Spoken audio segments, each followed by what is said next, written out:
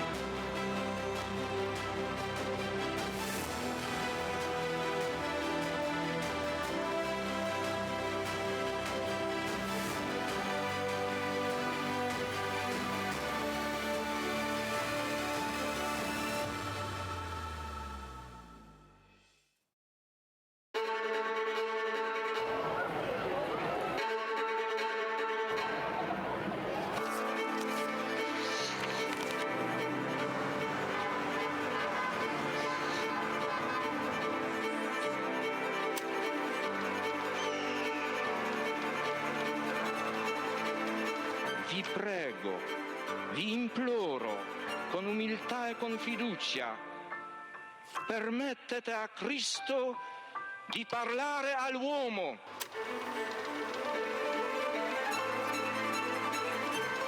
Don Gius aveva capito il problema che avevo. Se la tua vocazione è vero, il tuo lavoro verrà fuori anche dai sassi.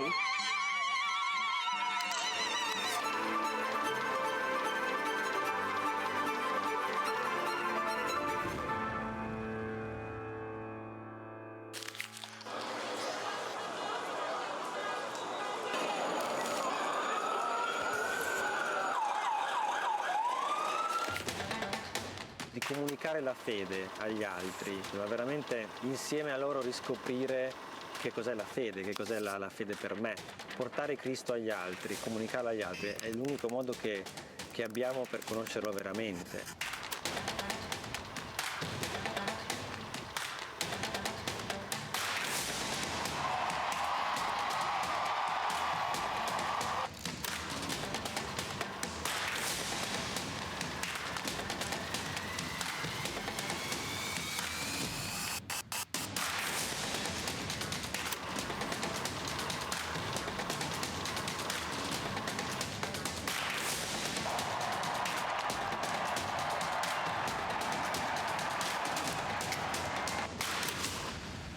L'Iter Communionis aiuta a comunicare all'esterno la ricchezza di vita, di giudizi, di tentativi, di opere che nascono dalle persone e dalle comunità. L'Iter Communionis è proprio la vita del movimento. Scrivete all'Iter Communionis le vostre esperienze, ci fate bene.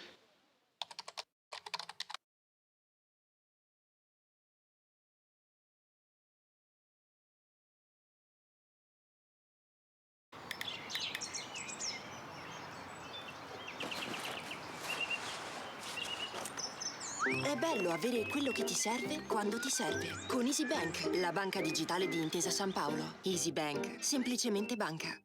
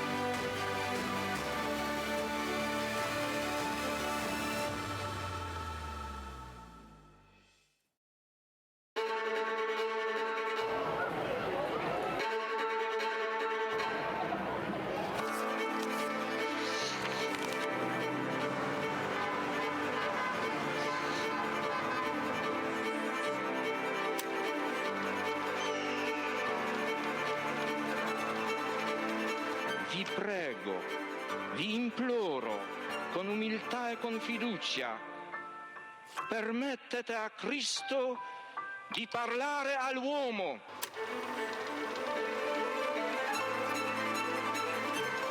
Don Gius aveva capito il problema che avevo. Se la tua vocazione è vero, il tuo lavoro verrà fuori anche dai sassi.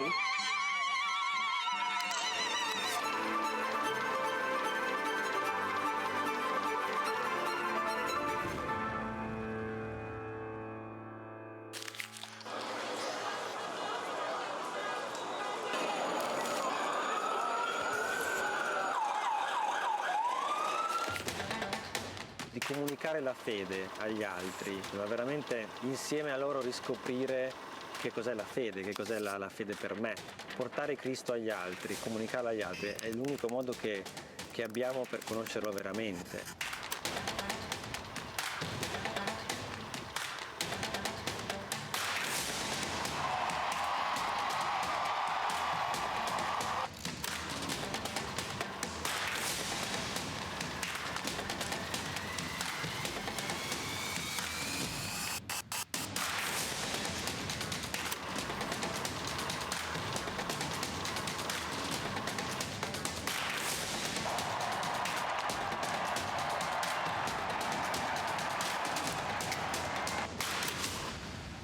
L'Iter Communionis aiuta a comunicare all'esterno la ricchezza di vita, di giudizi, di tentativi, di opere che nascono dalle persone e dalle comunità. L'Iter Communionis è proprio la vita del movimento. Scrivete all'Iter Communionis le vostre esperienze, ci fate bene.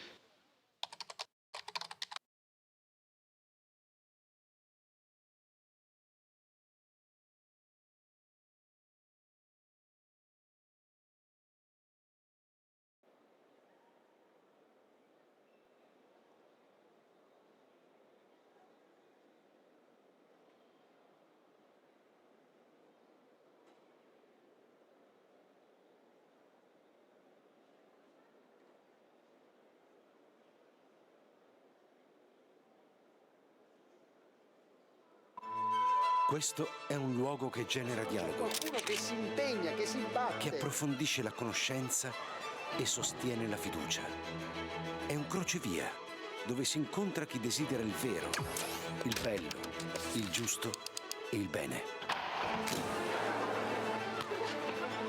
È una testimonianza di speranza nel cuore ferito del presente. E tutto questo Proporre con la propria vita. esiste anche grazie a te.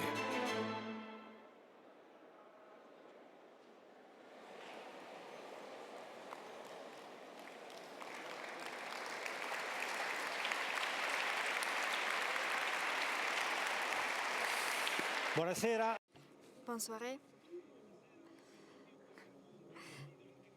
Bonsoir et bienvenue à cette rencontre intitulée Intelligence artificielle et avenir de l'homme entre désert numérique et nouvelle construction. Cette rencontre naît à partir d'une rencontre qu'on a fait l'année dernière sur la relation entre les appareils numériques et les jeunes et donc l'éducation. Cette année, on veut aller plus loin sur les défis qui touchent l'intelligence artificielle. On va voir l'intelligence artificielle qui est partout entre nous. Pour le faire, vu que la responsabilité de l'IA est au moins technique, éthique et sociale, on a demandé à 3 invités de nous aider. Je vous les présente. À ma droite, vous voyez Sergio Bellardinelli, professeur alma mater de sociologie des processus culturels à l'Université de Bologne et journaliste du Foglio. Merci d'être ici. Encore plus à droite, Nello Cristianini, professeur d'intelligence artificielle à l'université de Bath et auteur de 3 livres sur l'intelligence artificielle, des livres que nous vous conseillons. Merci d'être ici. Et Père Paolo Benanti, expert en bioéthique, éthique des technologies et adaptation humaine, membre du New Artificial Intelligence Advisory Board de l'ONU. Merci d'être avec nous. Paolo est un ami du meeting. Cette année, vous n'êtes pas parmi nous. Donc l'année prochaine, vous aurez une pénalité pour ça. On va s'accorder sur ça. Moi, c'est Fabio Mercorio. Ils m'ont demandé de modérer cette rencontre afin que ce dialogue puisse être utile. Je parle 5 minutes pour poser les bases pour le dialogue qui suivra. Qu'est-ce qui s'est passé ces dernières années qui nous a porté à être face à quelque chose qu'on définit intelligent? D'où arrive-t-il? Maintenant, quand on parle d'IA, tout le monde pense à ChatGPT et à ses frères. On doit comprendre ce qui s'est passé. On va le faire en 4 passages. Premier passage, ces dernières années, la capacité du calcul de nos dispositifs a augmenté beaucoup. Il suffit de voir nos appareils pour le voir. La croissance est exponentielle, donc les machines sont capables de calculer toujours plus et toujours mieux. Le deuxième passage est que dans ces dernières 20 années, on a mis en connexion tout le monde. Internet voyage sur un grand rue. On a mis des câbles même au-dessus de la mer. Ce passage a porté à la génération de données. Nous utilisons des données et nous produisons des données. Dans un cercle qui s'alimente par soi-même. Donc, une urgence est devenue de plus en plus importante.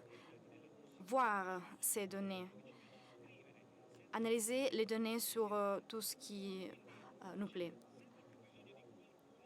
Donc, nous avons de plus en plus besoin de quelqu'un qui sait lire ces données. Les chercheurs ont développé des algorithmes, un mot que maintenant nous connaissons très bien. Donc des programmes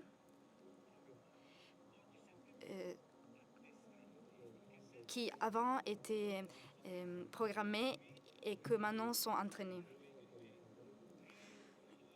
Et qu'aujourd'hui sont capables de lire à partir des données et qui sont capables d'apprendre à partir de données. Nous avons appris qu'est-ce que c'est une addiction. Et elle a appris après avoir vu des millions d'opérations. Et les processus sont devenus de plus en plus efficaces jusqu'aux dernières années où 2 faits ont été très importants. Les réseaux neuraux qui s'inspirent au cerveau humain pour faire des calculs.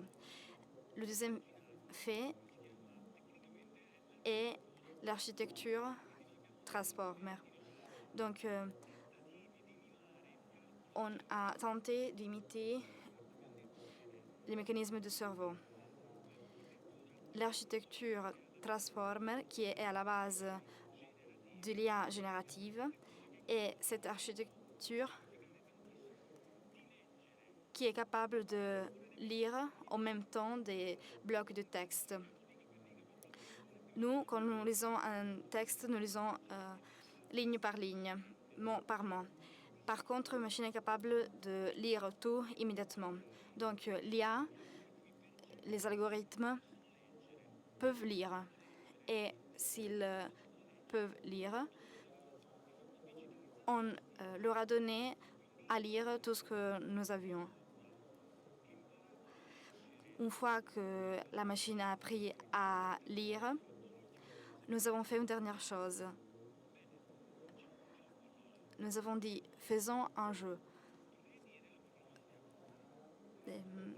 Faisons que la machine puisse prédire le mot qui manque. Et donc, la machine a appris à générer à nouveau du contenu. Et donc, l'intelligence générative ne répète pas ce qu'elle a vu, mais elle produit quelque chose de nouveau. Et donc, je pose la première question à nos invités. Il est évident que l'intelligence artificielle épouvante.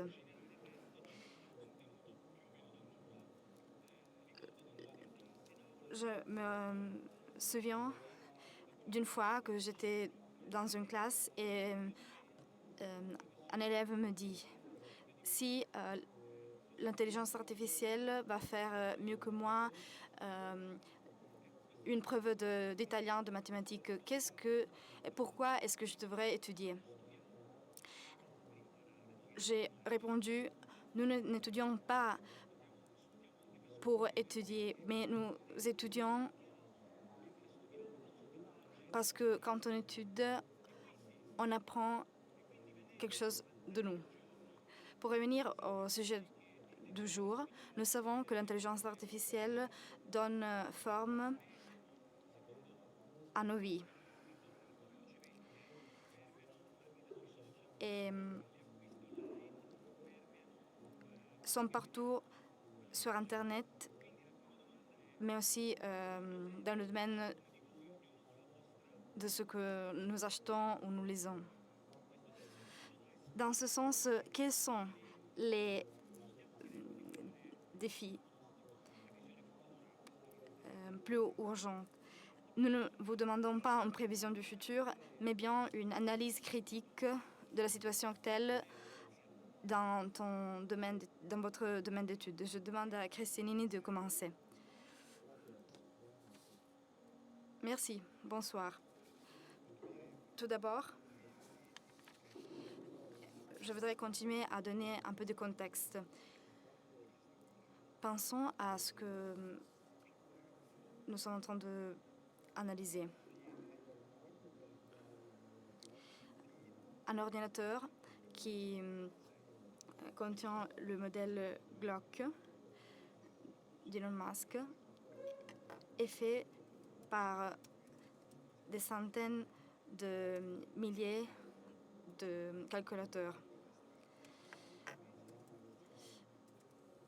Quand ils l'ont entraîné, ils ont employé 3 mois pour le faire. Cet ordinateur a lu tout ce qui était sur Internet et beaucoup de livres, données, logiciels. Il a lu tout. Il a compris d'une certaine façon. Donc, une machine de 200 000 ordinateurs a vu tout ce qu'il y avait sur Internet. Et c'est une chose qui n'était pas possible dans le passé. Il a lu ce qui était écrit dans un langage naturel. Et maintenant, cette machine est capable de réussir des examens à l'université. Dans le passé, cette idée n'était pas possible parce que l'algorithme, il y a 10 ans, n'avait pas encore été inventé. Maintenant, nous nous trouvons face à cette situation. Gemini, ChatGPT, Claude et les autres présentent la même situation. Nous avons suivi notre nature humaine et nous avons découvert un territoire complètement nouveau. Nous parlons des briques nouvelles pour construire des territoires nouveaux. Il est normal d'avoir peur d'une chose de ce type, parce que cette machine est capable de faire ce que nous faisons. Dans beaucoup de cas, ces machines sont capables de faire les choses au même niveau que nous, comme par exemple dans le cas de traduction, d'une traduction du français à l'anglais. Ou encore dans un aéroport, c'est une machine qui reconnaît les personnes, pas un policier. Ce sont des tâches que les machines font au même niveau que les personnes. Et tout cela est en train d'accélérer. Nous pouvons nous attendre encore plus dans les dernières années. On appelle tout ça innovation technologique qui a des effets culturels. Et donc, la question est quel est le défi principal d'aujourd'hui? Le défi, dans le court terme, est qu'il y a des risques et des opportunités. Les risques liés au fait de devoir voir des nouvelles façons d'enseigner,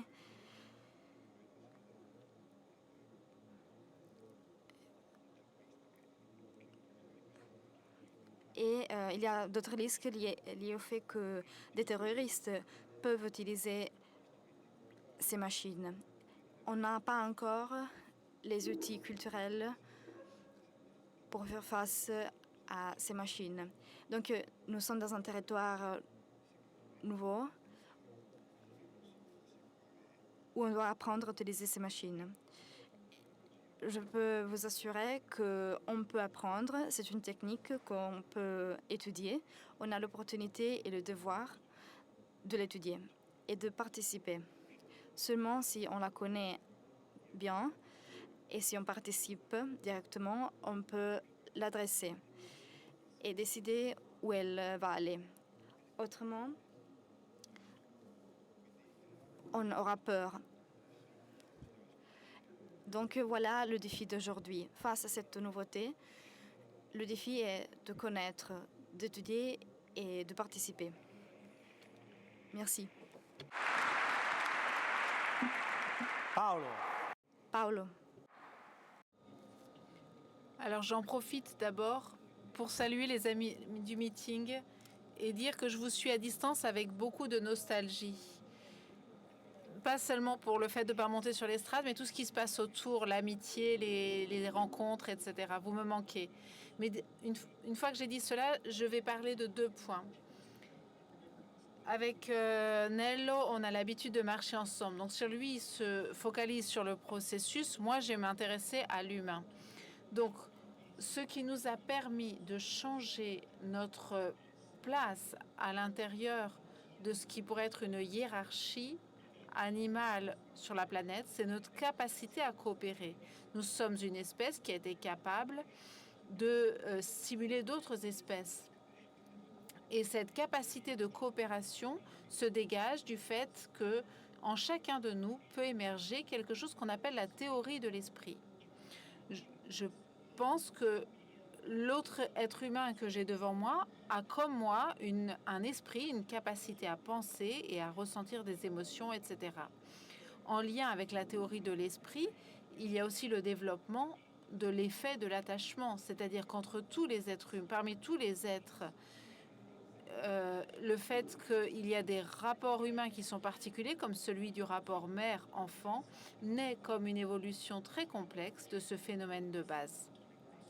Alors cette machine aussi sophistiquée qui utilise le langage aujourd'hui, qui me répond avec quelque chose qui semble avoir un sens et une sémantique complexe, et peut-être que Nello nous parlera mieux de ses limites et de ce qui nous en étonne, en moi, cela produit quelque chose d'unique. Et cette quelque chose unique, c'est la naissance de la théorie de l'esprit. Je commence à penser que que la machine a un esprit, qu'elle a une subjectivité. Et dans quelques cas, je peux même m'attacher à cette machine. Dernièrement, on est passé du modèle GPT-4 au GPT-5 et certaines personnes se sont plaintes en disant j'ai perdu un ami, j'ai perdu quelqu'un qui me comprenait. Et cette expression d'intimité dans quelque chose qui en soi n'a pas de pathos a surpris. Alors, introduire ce dispositif qui, en nous, êtres humains, produit ce type d'orientation. Dans quelle mesure est-ce que nous pouvons et nous devons mettre des garde-fous à cette expérience pour que la machine puisse exprimer au mieux dans son identité ses limites, mais aussi l'être humain. Et puis, dernier point, c'est celui qui concerne le travail, qui est un élément constitutif dans lequel l'homme trouve ou peut exprimer, comme le dit Jean-Paul II, sa propre dignité et apporter sa contribution unique dans le monde. Alors, l'innovation de l'automation à travers l'intelligence artificielle nous interroge, et en tout cas personnellement cela m'interroge sur la manière dont nous devrions remédier au processus cognitif de production afin que l'homme ne soit pas seulement qui fait les petits services, mais celui qui produit la valeur à l'intérieur de cette transformation. Ce n'est pas le problème de la machine ni de l'humain, mais de l'organisation ensemble pour que l'être humain puisse apporter ce qu'il a de plus précieux, c'est-à-dire cette valeur ajoutée traduite dans le processus professionnel. Voilà, ce sont défis et de portes ouvertes sur deux galaxies, je le comprends bien. Mais dans un espace comme le meeting, avoir un lieu où on peut se poser des questions, même si on n'a pas trop de hâte dans le fait de les trouver. Merci beaucoup, Paolo. Sergio, c'est à toi. Bonsoir à tous. Je suis très content d'être ici, même s'il est rare que je me suis rarement sentie aussi excentrique en quelque sorte par rapport au thème choisi. Donc, quels sont les défis les plus urgents de l'intelligence artificielle aujourd'hui? Je replie cette question sur une dimension qui m'est un peu plus naturelle, qui est la dimension socioculturelle que je connais.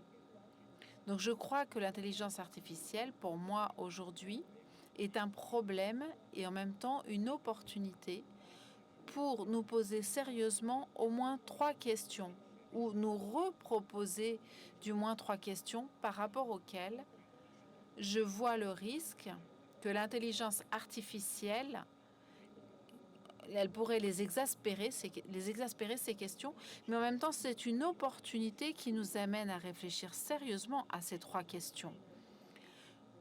Je vais les lister très rapidement. L'appauvrissement du langage, la destruction du sens de la réalité et la destruction du sens de la vérité. Ce ne sont pas des thèmes actuels. Ce ne sont pas des thèmes produits par l'intelligence artificielle. Ce sont des thèmes et des problèmes qui sont sur le tapis depuis plusieurs siècles. Dans les années 70 du siècle passé, George Steiner, dans ce magnifique livre sur Après Babel, qu'est-ce qu'il dénonçait? Il parlait de l'appauvrissement du langage et il le dénonçait, à mon avis, à juste titre, parce qu'il avait compris que le fossé linguistique est l'un des fossés socialement les plus dévastateurs. Socialement, c'est un des plus discriminants. Alors, il faut bien avoir à l'esprit que 30% de nos concitoyens italiens ne parviennent pas à écrire ou à comprendre un texte de complexité basse ou moyenne. Alors, il est clair que l'on pourrait dire « enfin, voilà ChatGPT » et ça va compenser ce fossé. On peut poser une question et c'est lui qui va écrire le texte et qui va même expliquer avec des termes qui seront plus à notre niveau. Mais en réalité, et je crois que récemment, on a effectué une recherche à l'MIT sur ce thème, ChatGPT, c'est une ressource pour ceux qui connaissent le langage naturel, ceux qui savent déjà écrire, pour les personnes qui savent déjà écrire, ChatGPT est un instrument extrêmement utile.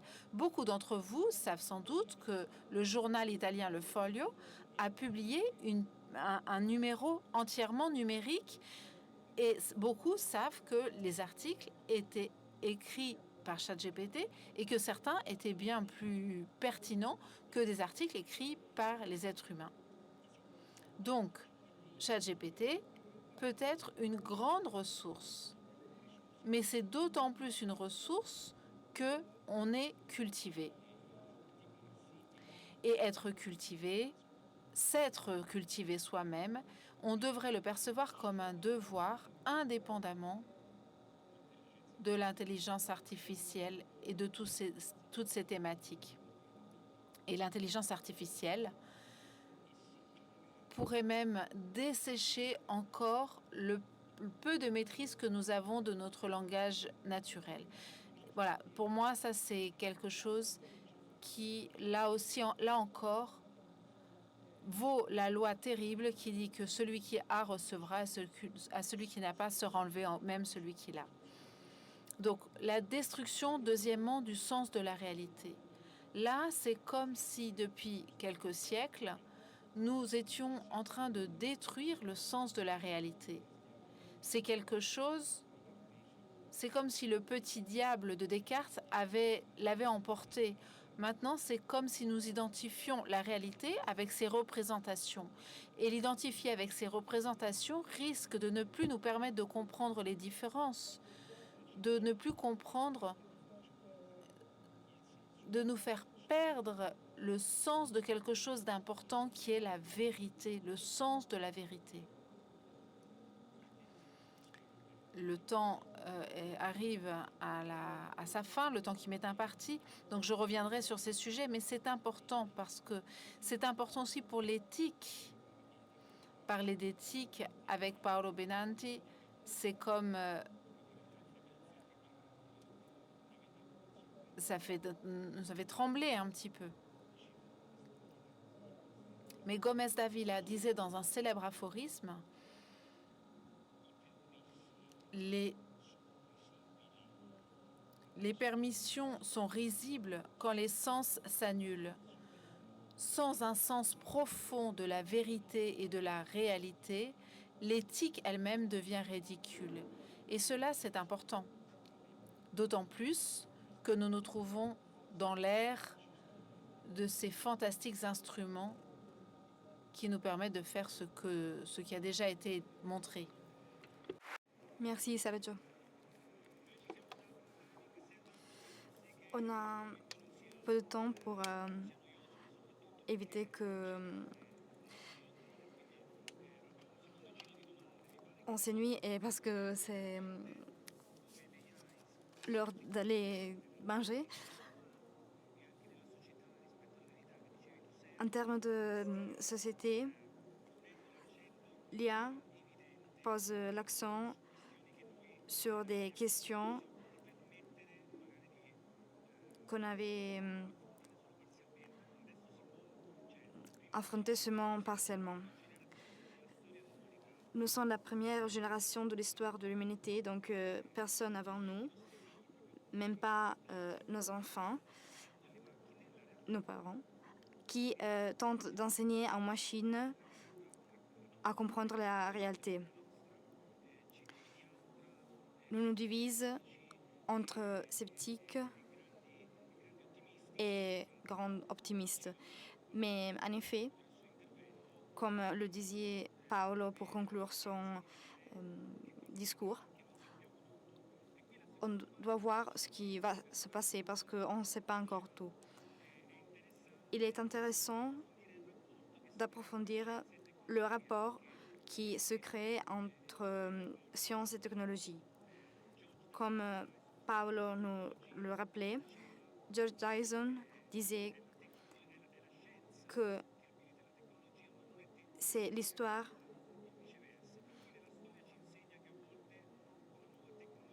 qui donne origine à la technologie.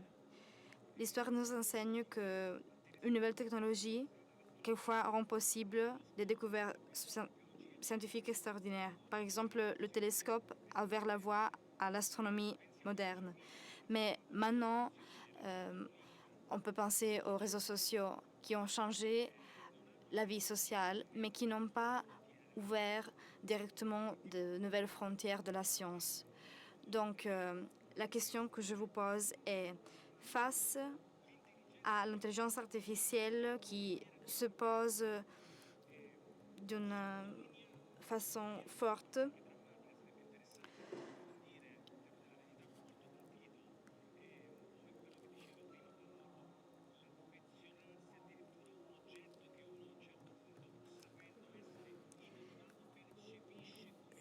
s'attacher. Excusez-moi, comment est-ce que vous voyez cette relation entre science et technologie et surtout, est-ce que l'IA peut être seulement un outil ou pour ouvrir de nouvelles frontières scientifiques? Pour ne pas parler seulement en négatif, l'IA maintenant soutient la médecine dans le dépistage et est utilisée aussi pour la sécurité. Donc, il y a beaucoup d'IA utiles qui reconnaît des enfants nés prématurés. Donc, aujourd'hui, il est possible d'utiliser l'IA pour le bien. Mais ce rapport entre la technologie et la science, croyez-vous que tout cela peut ouvrir de nouvelles frontières scientifiques ou il s'agit d'un seul outil? Paolo, c'est à vous.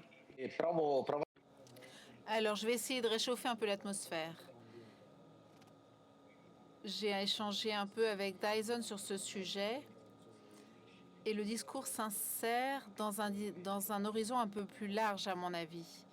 Mais ici aussi, au meeting, je pense qu'on peut en parler et on peut aussi le digérer si on pense par exemple à tout l'engagement éducatif que le mouvement de Communauté Libération a dans les écoles. Alors, quelle est la question? La question, c'est que on a l'impression que le rapport entre science et technologie s'est un peu inversé par rapport à l'âge moderne.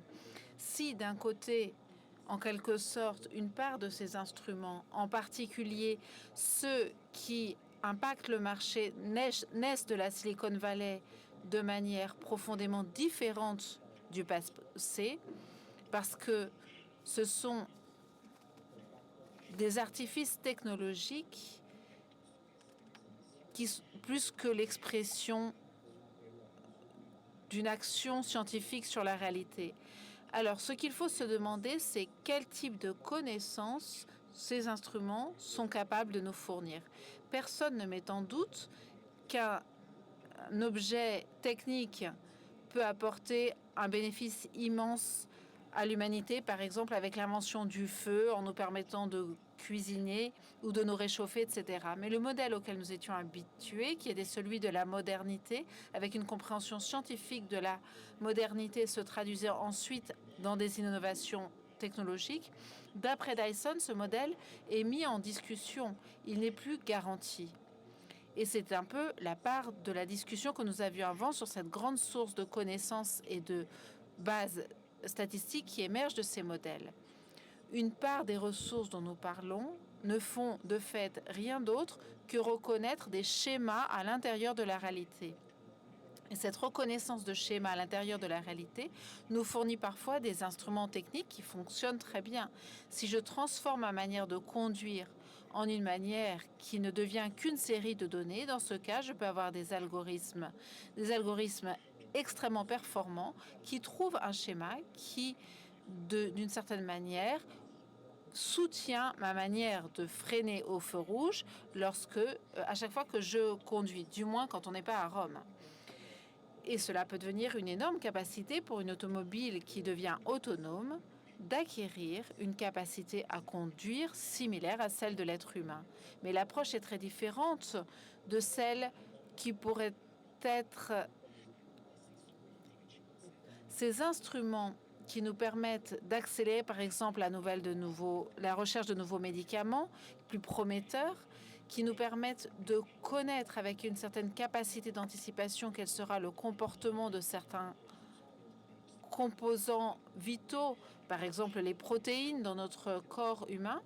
Cela nous interroge de façon plus élevée, plus philosophique sur la nature de ces connaissances. Et certains scientifiques disent que l'un des effets non voulus provoqués par ces systèmes nous pousse à le faire avec une certaine urgence. Par exemple, certains algorithmes dans la reconnaissance faciale ont trouvé des traits somatiques appartenant à certaines ethnies qui donnent des indications d'être plus suspects que d'autres.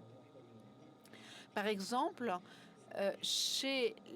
on a découvert que chez les employés d'Amazon, si on aimait le baseball, on pouvait associer cette composante avec une plus grande efficacité sur au travail. Et cela a amené à sélectionner dans les recrutements des personnes qui s'intéressaient au baseball pour des raisons statistiques. Et ça a amené à avoir plus d'employés hommes que femmes. Donc, ces schémas très puissants, à l'intérieur d'une analyse rationnelle, qu'est-ce qu'ils apportent comme type de connaissances et comment les gérer? Ce sont des questions philosophiques et des questions d'un autre niveau de complexité. Mais elles deviennent urgentes et importantes puisque l'intelligence artificielle se développe si rapidement. Parce qu'il n'y a plus un seul téléphone ou ordinateur aujourd'hui qui, d'une certaine manière ou une autre, n'interagissent pas avec ces modèles. Donc, c'est des questions qu'il est important de se faire. Surtout nous, en Europe, qui avons une tradition académique et une colonne forte pour définir notre conscience. Merci, Paolo. Sergio.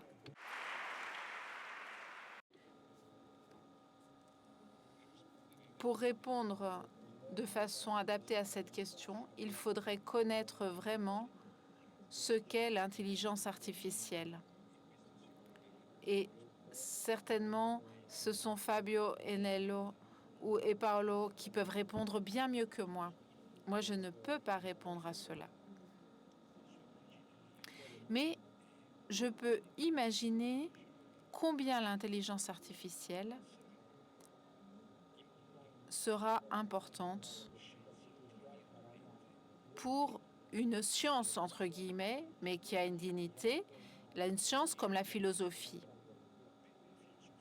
Je crois que pour la philosophie, l'intelligence artificielle constitue un rappel formidable, une invitation à revenir au sens de certaines questions fondamentales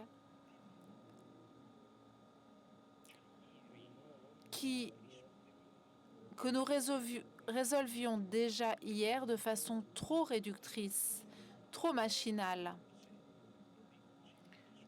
Je le dis de façon très discrète, mais peut-être que l'intelligence artificielle va nous forcer vraiment à nous demander comment fonctionne notre esprit.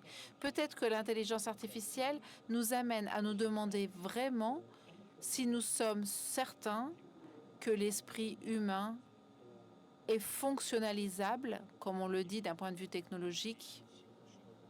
Est-ce que nous sommes sûrs que l'intelligence humaine fonctionne comme la machine? Voilà, je crois que toutes ces questions nous occuperont largement dans les années à venir et nous contraindront à nous pencher sur les questions vraiment importantes et par exemple à reproposer d'une manière ou d'une autre un thème qui était déjà présent dans la réflexion sur la technologie d'hier. Est-ce qu'il est juste que l'on réalise tout ce qui est techniquement possible? Peut-être qu'une question de ce type à l'époque de l'intelligence artificielle devient encore plus urgente, du moins dans le sens de conserver, d'une manière ou d'une autre, je vais le dire très simplement, de conserver, nous, le contrôle d'une machine qui est formidable.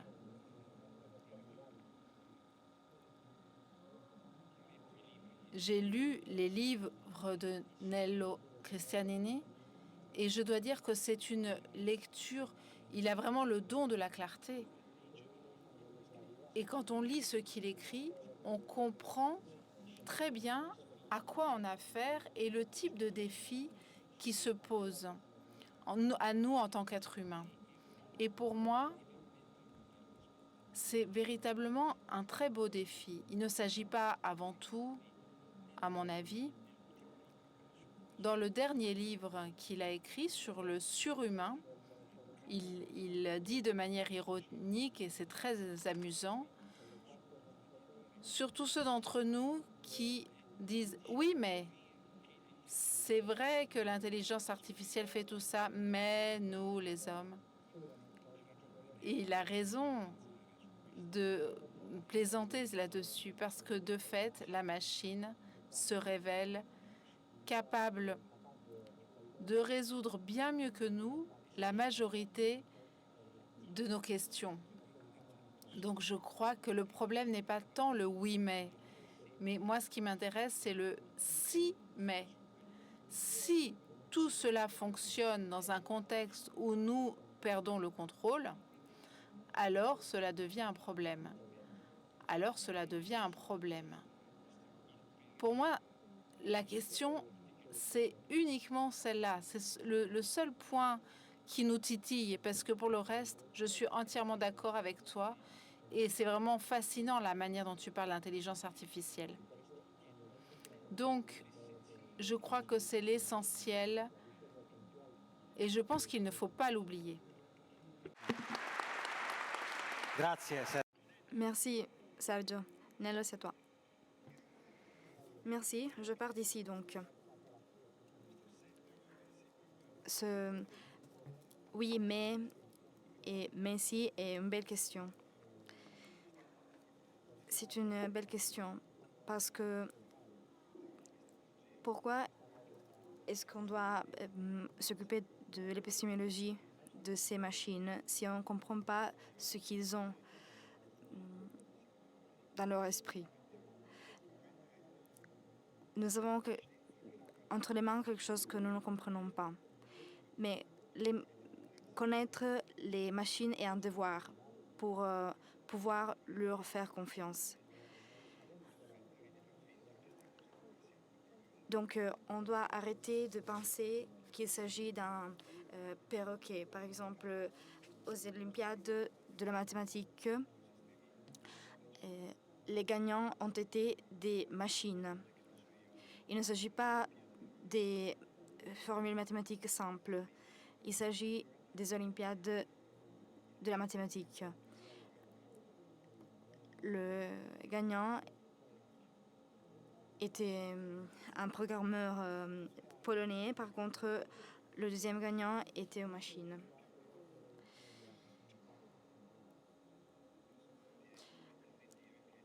On doit aussi arrêter de dire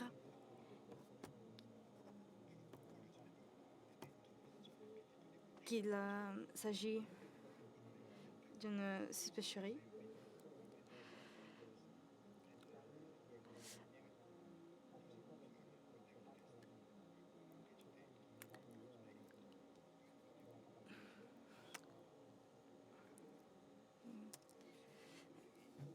Je sais que pendant les derniers mois, beaucoup d'articles ont été publiés.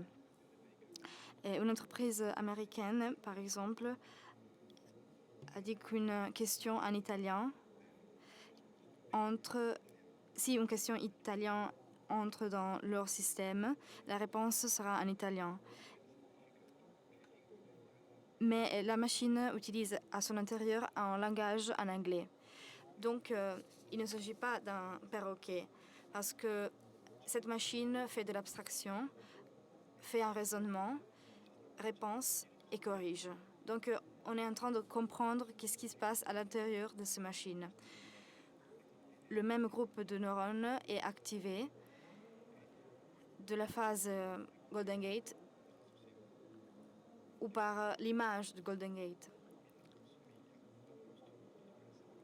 La façon de penser est différente par rapport à la nôtre. les parcours cognitifs sont différents par rapport aux nôtres. Mais ils fonctionnent très bien et sont capables de faire les Olympiades de la mathématique. Nous ne sommes pas la seule façon de raisonner. Nous avons un très bon cerveau pour notre réalité, mais même les autres animaux ont un cerveau. Je veux exprimer mes connaissances scientifiques.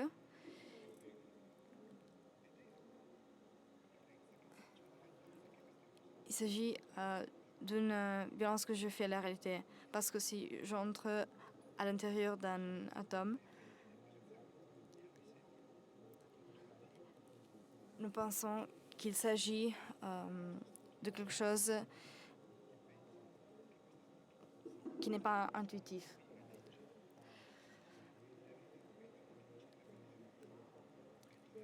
Mais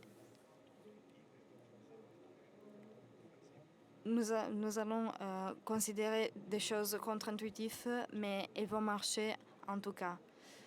Par exemple, quand nous avons inventé la quantique,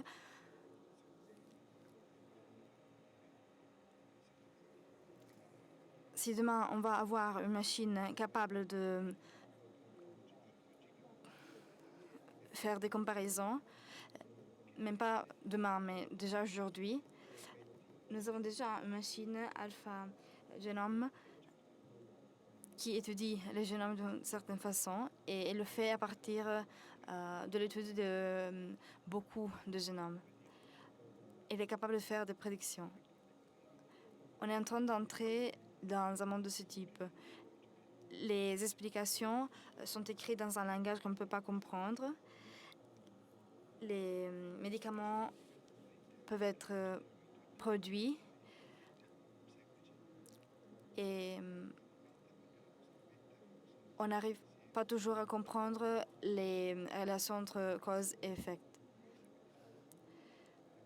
On est en difficulté. Paolo nous a posé une belle question. Quel type de connaissance naît? On va comprendre quelque chose en plus sur nous-mêmes. Merci, Nello. J'ajoute quelque chose en disant, mais si on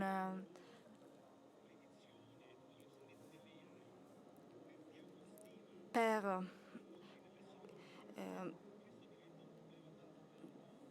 de l'estime par rapport à nous, je vous demande quelle est, selon vous, la responsabilité de chacun au niveau professionnel. Quelle est la responsabilité, vu que nous sommes la première génération qui entraîne la machine et qui est étonnée par la capacité de machine de faire des raisonnements inattendus. Donc, la question est, quelle est la responsabilité que vous ressentez dans votre travail et que personne ne devrait avoir? Chacun de nous a une responsabilité.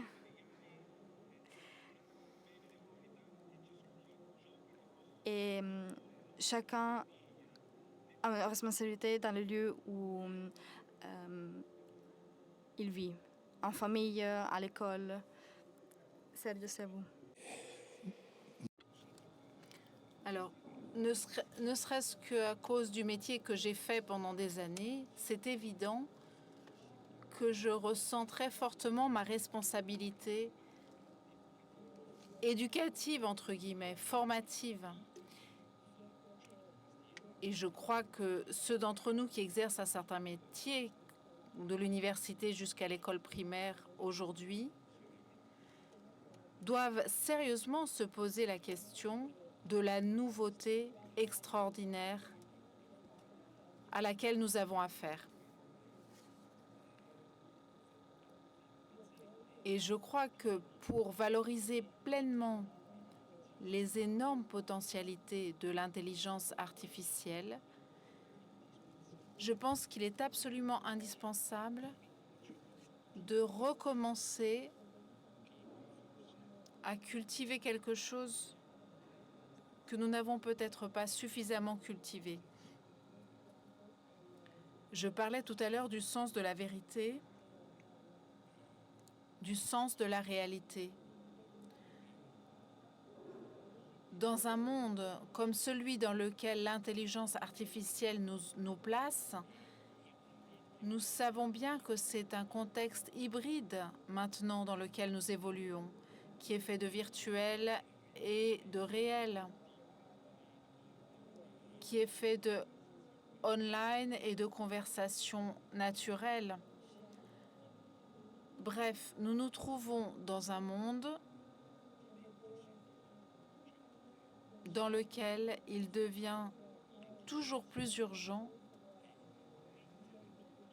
de savoir distinguer et ne pas tout mélanger dans un chaudron dans lequel les différences deviennent indifférentes. Parce que dans un monde où tout coule de façon indifférente, où les choses semblent se faire toutes seules, un monde liquide, on court le grand risque de ne plus voir la différence entre ce qui est humain et ce qui est artificiel, qu'on ne puisse plus distinguer l'un de l'autre.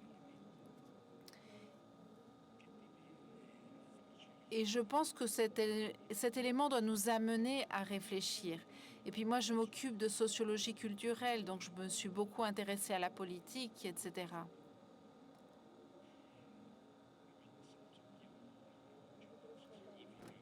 Et aujourd'hui, nous touchons du doigt ce que peut signifier dans le débat général les faits alternatifs.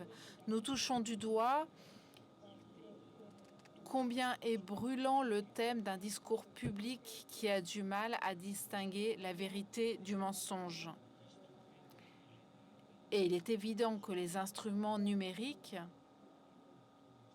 sont un tremplin formidable pour tout cela. Il n'y a pas de ministère de vérité et il ne peut pas y en avoir. On ne peut pas endiguer ce phénomène. Ce sont des phénomènes que l'on affronte seulement avec plus d'éducation, plus de responsabilité. Bien sûr, personne n'aurait pu imaginer qu'un libéral de la vieille école tel que je me conçois aurait dû se poser la question d'un excès d'information. La culture libérale vivait presque d'un axiome, plus d'information égale plus de liberté. Mais aujourd'hui, nous ne sommes plus vraiment certains de cela. L'over-information, l'excès d'information dans notre monde est un problème. Et on sait bien comment se créent les bulles. Et on sait aussi ce que devient à ce moment-là le débat public. Il devient une guerre. Giacomo Leopardi, le poète italien, dans son discours civil des Italiens en 1924, avait décrit quelque chose que nous expérimentons de façon quotidienne. Un débat réduit à une guerre civile conduite par d'autres moyens. C'est un point qui certainement est favorisé, mais on ne peut pas exclure qu'avec un peu d'éducation, ces instruments eux-mêmes deviennent des instruments formidables de croissance humaine et civile. On parlait tout à l'heure du monde du travail. Que se passe-t-il dans le monde du travail? Est-ce que nous voulons vraiment une innovation qui fait que, puisqu'on peut qu'on puisse aller de l'avant constamment dans l'innovation, ou est-ce qu'on veut se poser des questions? Et cela interpelle notre responsabilité, chacun là où il se trouve. Et cela, je le sens comme une mission assez urgente. Merci. Nello. Oui, merci. C'est une belle chose que tu nous demandes à propos de la responsabilité. Et Montalcini à Trieste est venu à dire que nous savons déjà tout à propos des droits humains, mais nous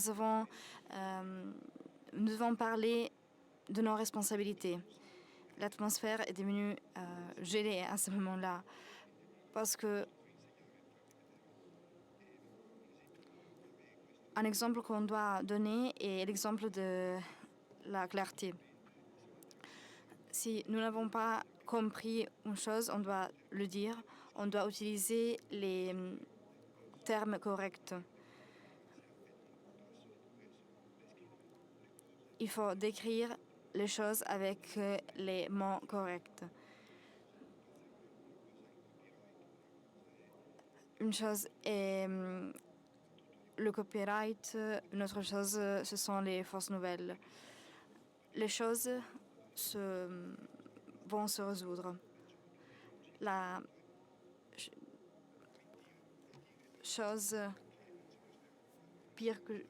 pire chose que je vois est celle de mentir aux jeunes. Il y a beaucoup d'espoir et on est en train de trouver le chemin ensemble. Le monde change et la pensée que le monde doit rester comme il était il y a 50 années n'est pas possible.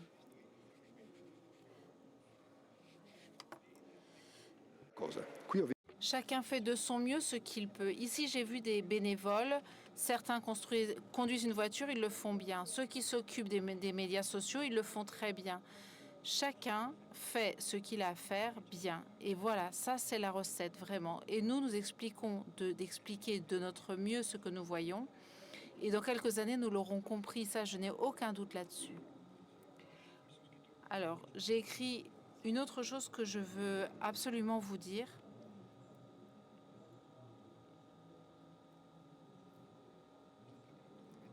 Nous avons le devoir, pas moi tout seul, tous, c'est de connaître ces choses, de les comprendre, de les expliquer.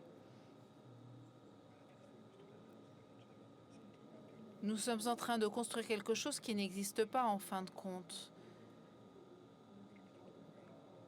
Il nous est arrivé d'entrer dans un lieu que nous n'avons jamais vu, n'est-ce pas? Et on a beau dire, oui, c'est pas vrai, on va tout détruire. Je crois qu'il n'y a pas de choix. Je crois qu'il n'y a pas de choix. C'est comme cela que fonctionne notre espèce. Nous avons quitté l'Afrique et un an après l'autre, nous sommes arrivés jusqu'à maintenant et nous sommes les descendants de ceux à qui la mère disait ne jouez pas avec le feu. Certains l'écoutaient et tous les autres, c'est nous. Nous sommes ceux qui ont désobéi à leur maman et qui ont joué avec le feu. Où est-ce qu'on en serait si on ne l'avait pas fait? Je crois que c'est notre nature. Maintenant, nous sommes aventurés dans un endroit très difficile, mais nous le résoudrons comme tout le reste avec le système habituel, c'est-à-dire faire de notre mieux. Voilà, je crois que je peux donner l'exemple là-dessus. Merci. Merci, Nello. Vous êtes le dernier à répondre à ces questions. Oula, faire parler de responsabilité à un éthiciste, c'est très risqué. Mais je le dis avec un tweet et ensuite j'explique. Nous avons la responsabilité de la limite. Pourquoi est-ce que je dois expliquer ça? Parce qu'aujourd'hui, on a un problème profond avec les limites. Nous sortons d'une modernité avec Kant qui nous dit que la loi morale est en nous et que la dignité humaine est d'obéir à la loi morale. Et nous trouvons que au nom de ce devoir, on a envoyé 6 millions de personnes mourir dans les camps de concentration. Et cela a conduit en nous un choc qui fait que chaque fois qu'on entend parler de limites, on pense qu'il y a quelque chose de négatif. En réalité, nous sommes passés des feux rouges et verts, un dispositif kantien, au rond-point où chacun se régule par lui-même, et à fleximène, c'est-à-dire le radar qui me fait ralentir. Lorsqu'on parle de limite, on parle de quelque chose de très différent en fait. Si j'utilisais la métaphore de la voiture, la limite, c'est pas que si je conduis tout seul dans une route de campagne où il y a écrit qu'il faut aller à 30 à l'oral, à 30 à l'heure, si je vais à 35 à l'heure, il n'y a pas de problème. Mais si je ne mets pas d'essence, le moteur ne fonctionne pas. Ça, c'est une limite. Qu'est-ce qui fait de cette portion de plan une circonférence? C'est le cercle lui-même, c'est l'identité elle-même. Donc pour revenir à ce qu'on disait tout à l'heure, reconnaître l'identité de la voiture, ce qu'est la voiture, ou reconnaître la limite de l'humain, c'est reconnaître la responsabilité pour nous qui sommes la génération qui est appelée à dire quel sera l'avenir d'une coexistence entre des acteurs humains et des acteurs computatifs. Donc c'est une interrogation, pas une exclamation, mais vivre cette interrogation, je pense que c'est ce qu'il y a de plus urgent et de plus important dans la responsabilité que nous nous devons à nous-mêmes et aux générations futures. Merci, Paul. Pour conclure, je voudrais dire deux choses. Quand nous nous sommes rencontrés pour préparer cette rencontre, Nello a souligné qu'il voulait qu'il soit un dialogue et n'est pas un monologue. Nello, avant, nous a rappelé la beauté des jeunes du meeting. Pour dire la vérité, il faut dire qu'il s'agit d'un lieu chrétien. Et moi, je désire conclure avec une phrase qui m'est venue à l'esprit préparant cette rencontre. Le pape Benoît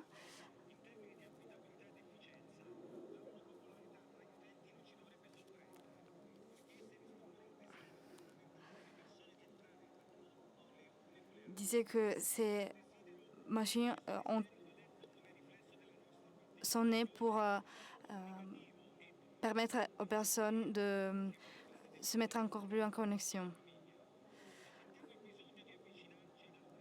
Quand nous sentons le besoin de nous rapprocher aux autres pour les connaître mieux, on est en train de répondre à l'appel de Dieu.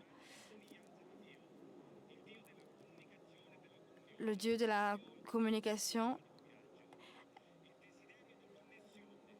le désir de connexion et le désir de communication.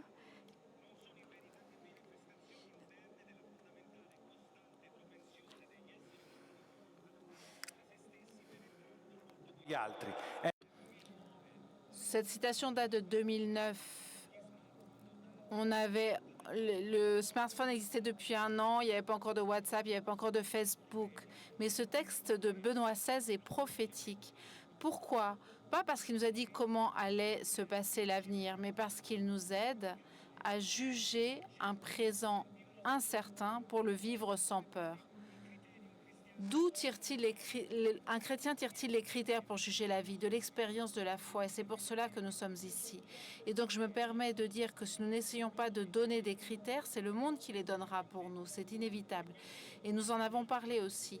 Donc pour vaincre le défi de l'intelligence artificielle et construire avec des briques nouvelles, nous avons besoin d'une autre chose. Nous avons besoin d'une volière, d'une communauté. Mais aussi pour les lieux sous notre maison, lorsque Paolo disait qu'il faut laisser les questions ouvertes, nous avons un lieu où nous pouvons encore nous rencontrer et raisonner ensemble, faire des tentatives échouées, nous rappeler, nous reprendre, nous soutenir. Nous avons besoin de cela. Autrement, toutes nos tentatives sont vaines. La réalité est que nous ne savons pas ce qui se passera avec l'IA. Personne ne le sait. Même ceux qui font l'intelligence artificielle aujourd'hui ne le savent pas. Mais la nouveauté, c'est que nos forces ne se dépensent pas pour prédire ce qui arrivera, mais que nous, chrétiens, si nous sommes ensemble ainsi, ce futur ne nous effraiera pas. Merci. Pensez à soutenir ce lieu, ce meeting. Il y a des volières, des totems dans le parc d'exposition. Bon appétit et bon meeting.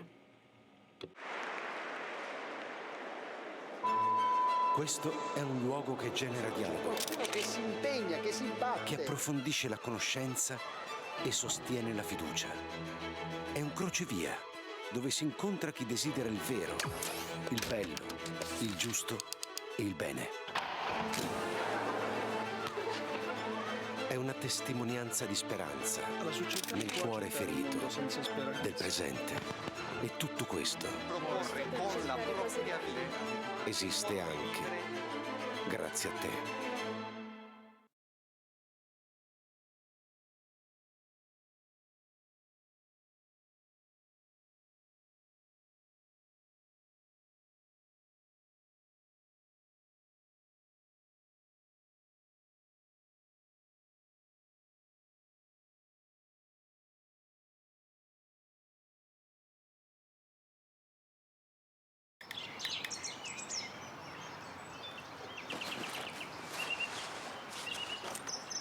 È bello avere quello che ti serve quando ti serve. Con EasyBank, la banca digitale di Intesa San Paolo. EasyBank, semplicemente banca.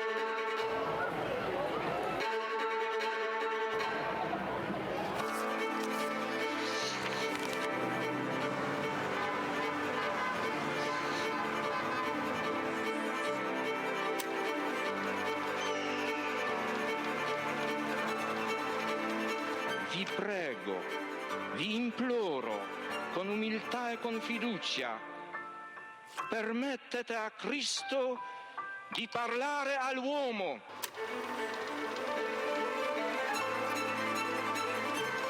Don Gius aveva capito il problema che avevo. Se la tua vocazione è vero, il tuo lavoro verrà fuori anche dai sassi.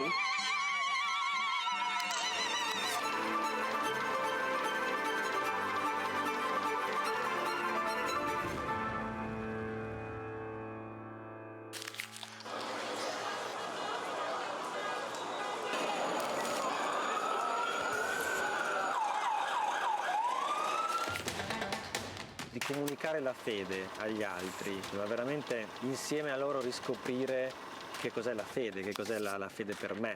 Portare Cristo agli altri, comunicarlo agli altri è l'unico modo che abbiamo per conoscerlo veramente.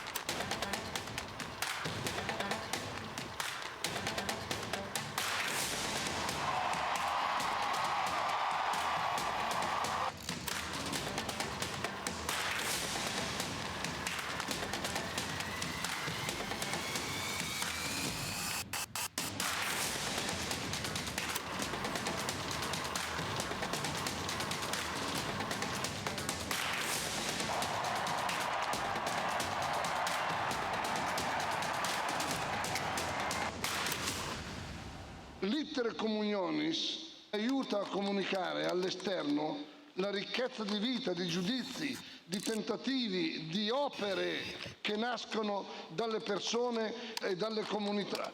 L'Iter Communionis è proprio la vita del movimento. Scrivete all'Iter Communionis le vostre esperienze, ci fate bene.